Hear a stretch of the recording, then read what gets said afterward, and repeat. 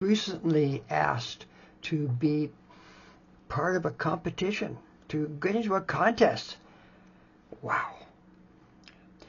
Just stepping back for a moment. A few years ago, I was absolutely terrified of public speaking. The idea of me going in a competition like that, absolutely never going to happen, sort of thing.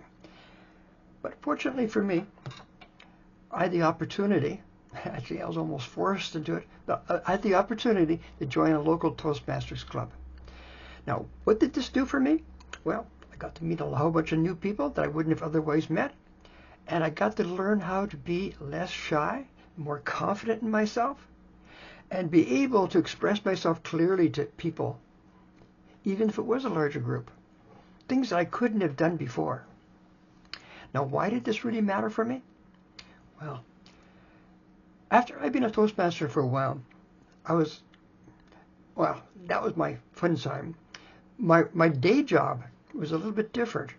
I was finding myself in a glass ceiling situation where I wasn't getting ahead very well, but at least I had a job.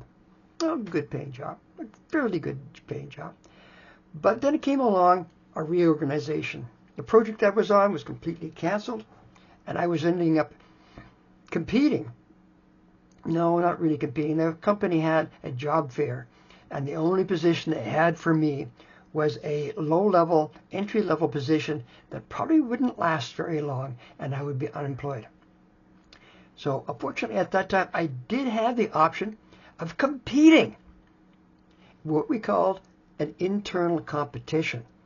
This internal competition, if I'd won it, would not only have got rid of that glass ceiling I was mentioning earlier, it would move me from a position where I was right now in a technical union into a professional union, where I would not only get around that glass ceiling, but I would see great promotions every year. So here I was competing in this competition. And what happened? Of course, after being experienced Toastmaster, I was more confident in myself. I knew what was going on. I knew what to expect. And what did I see? Did I mention earlier that a lot of the reason why a lot of the people in my club joined it is because they were aspiring managers and they were really on the upward path, and they figured that joining Toastmasters was an excellent way to do that? Well, guess what? In that hiring committee, that's where a lot of those pre-managers were now managers. They were on that competition board. So I knew these people. I knew what they expected from me because I knew them and they knew me. That made the comfort level quite a lot easier to take.